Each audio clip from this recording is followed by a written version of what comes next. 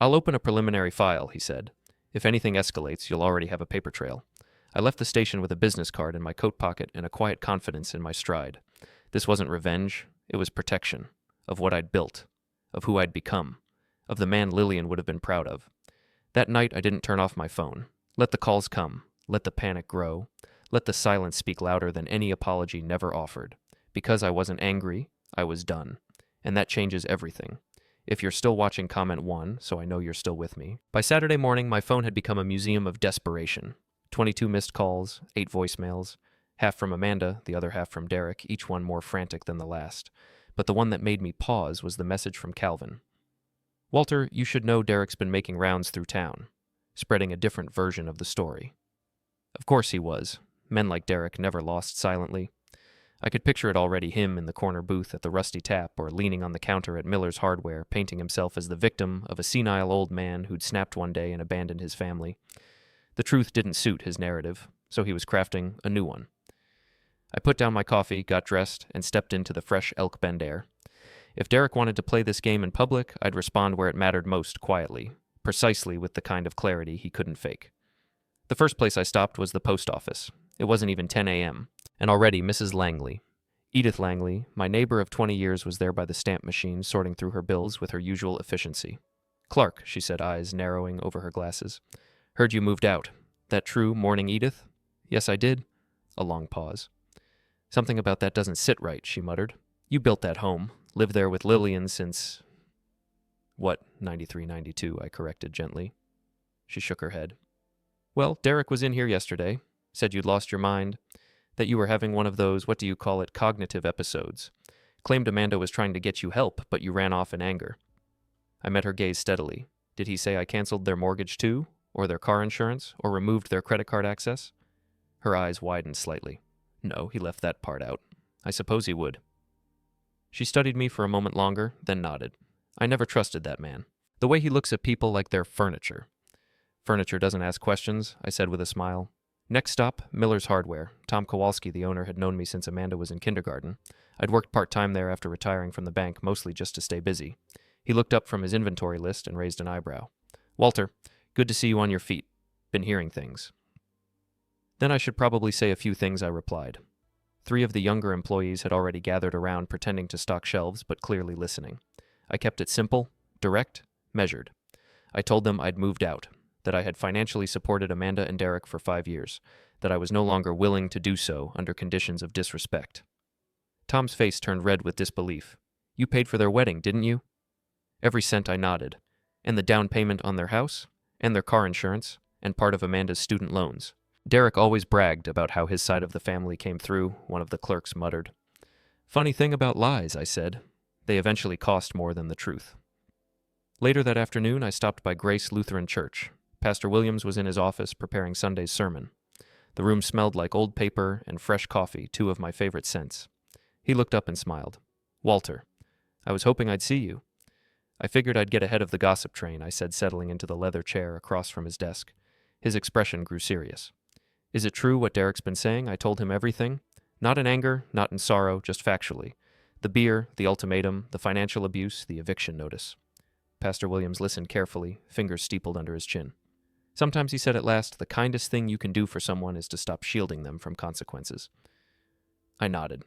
"That's what I keep telling myself." He leaned forward. "And Amanda.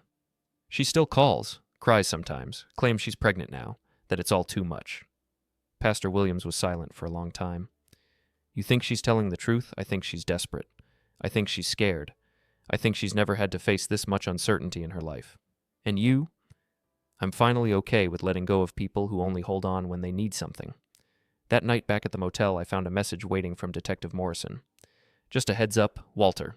Derek filed a complaint this morning. Claims elder abuse. Says someone at the bank is manipulating you to make irrational financial decisions. We're not pursuing it, of course, no grounds, no documentation. But I wanted you to know. He's grasping now." I leaned back in the chair, let the silence wash over me. Grasping. Yes, that was the word. A man running out of rope. The next morning, I walked into the hearth for breakfast. The air smelled of cinnamon and eggs.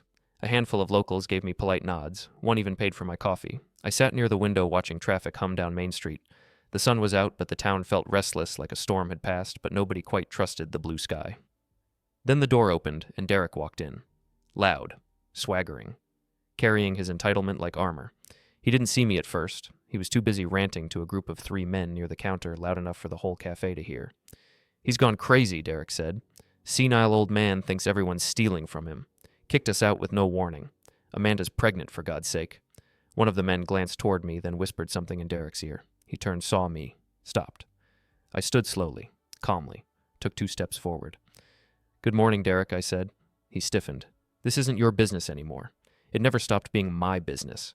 Not when you forged paperwork at the bank. Not when you tried to turn my daughter against me. Not when you made a scene in my own house." His face turned red.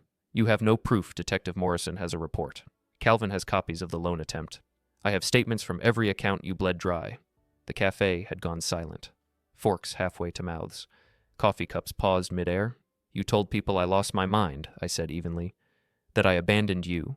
But you were never abandoned. You were cut off." Derek tried to step forward, but I raised a hand. "You may want to be careful," I added. "There's a restraining order being processed. The next time you raise your voice in public, it might come with handcuffs." He didn't respond, just stood there, the color draining from his face. And then he left. Not with a shout, but with the defeated silence of a man who just realized the room no longer believed his story. Back in my motel room that afternoon, I opened my laptop. New document, Derek Royce. Public confrontation. The Hearth Cafe. 10 witnesses. Approx. 9:20 a.m. I wasn't keeping score. I was keeping records, because people forget words. But paper remembers everything. The restraining order came through that Monday afternoon. Detective Morrison called me himself. "It's official," he said, voice calm but resolute. "He can't come within 500 feet of you or your property. Any violation, we act immediately." I thanked him. Hung up and sat there for a long moment, staring out the motel window at the drifting clouds above Elk Bend. It should have felt like triumph, but what I felt was relief. Relief that I no longer had to defend myself with words. That the law had finally stepped in where reason had failed. That I didn't have to argue, explain, or plead. I had drawn a line, and now it was reinforced. That evening, Steve, the night manager at Elk Bend Inn, knocked on my door. He was a quiet man, a retired Army sergeant who rarely spoke unless he had something to say. "Mr. Hargrove," he said. "That guy, the one from the cafe," he came back. "Stood outside your door for 5, maybe 6 minutes, muttered something about teaching old fools lessons." Then he left. Steve held up a flash drive. "Security footage is all here. Want me to pass it to Morrison?" I nodded. "Yes, please, and thank you." He offered a tight nod. "That man's trouble, sir. You be careful." By Tuesday morning, Morrison had everything. The video, the timeline, the messages. Enough for an official report, even if Derek tried to twist the narrative again. At lunch, I sat at the hearth, reading the local paper, when I saw Amanda's car pull into the lot. She walked in slowly, glancing around, eyes swollen from lack of sleep. Her clothes were wrinkled, her posture tight. She spotted me, but didn't approach. Not at first. Then cautiously, she made her way over. "Dad," she said, voice low. "Can we talk?" I gestured to the seat across from me. She sat without hesitation. "I didn't know about the loan," she said quickly. "I didn't know he forged papers, or about the debts, the gambling, any of it. I studied her. She wasn't wearing the mask of rehearsed guilt this time. This wasn't performative. This was real. He told me you were overreacting," she continued, "that you were unstable. He said I needed to protect him, that you'd always been too controlling." I stayed silent, but then the insurance lapsed. The mortgage defaulted, the credit cards locked, and the collectors started calling. She swallowed hard. They showed up at the house, Dad, at our front door, demanding payment, threatening wage garnishments, talking about repossessing the cars. "Your cars?" I asked quietly. "No. His. Everything's in his name. Except, he gave them my work number, my job address. He told them I was co-responsible. If you're still watching, comment 1 so I know you're still with me." Family betrayal. I set the paper aside and leaned forward. "Amanda, how much do you owe?" She blinked. "We? You mean no. I mean you. How much did he put in your name?" Her hands shook slightly as she reached into her purse. A printout, statements from 3 cards. A balance of over $12,000, all dated within the last 8 months. "He told me they were for the baby," she whispered. "That he was stocking up on things. That it was all for our future." "Are you pregnant?" I asked. She hesitated. "I thought I was. I wanted to be. But the test was negative. I didn't tell him." For a long moment, neither of us spoke. Finally, I exhaled. "You're in deeper than I realized." I know, she whispered. And you have a choice to make. She looked at me sharply. This isn't about me versus him anymore, I continued. It's about truth. About whether you're willing to let the truth be public. Her voice cracked. You want me to admit everything out loud? I want you to tell the truth. In front of the people who heard the lies. You owe them that. And you owe yourself that much, too. Amanda closed her eyes. I don't know if I can. I leaned back. Then you're not ready. She stood slowly, tears in her eyes. I'll think about it. I nodded. You should. That night, my phone buzzed again. A text from Morrison. Sheriff served the papers. Derek is officially on record. If he comes near you, call us immediately. I stared at the screen, then out the window into the darkness. Some endings don't come with grand gestures. No explosions, no yelling. Sometimes they come in the form of a folded letter served by a man in a brown uniform. Sometimes they sound like silence after the storm, and sometimes they feel like the first breath of freedom after holding it for far too long. 2 days passed before I heard from Amanda again. She called early Wednesday morning just after 7. The kind of hour that only means one of two things, emergency or confession. I answered. Dad, she said, voice quiet. Can we meet, just you and me? I hesitated for only a moment. Where the diner? 2 o'clock. Back corner. She hung up before I could ask anything else. I arrived 10 minutes early, sat in the booth facing away from the window. The lunch rush had mostly passed, leaving only the clinking of spoons and the hum of a ceiling fan with a slight wobble. I didn't order coffee this time. I needed my mind clear. Amanda showed up on the dot, dressed in a navy cardigan I remembered giving her for Christmas years ago. Her face looked pale, but steadier than the last time we spoke. She sat across from me without speaking for a moment. Then softly, He's gone. Gone.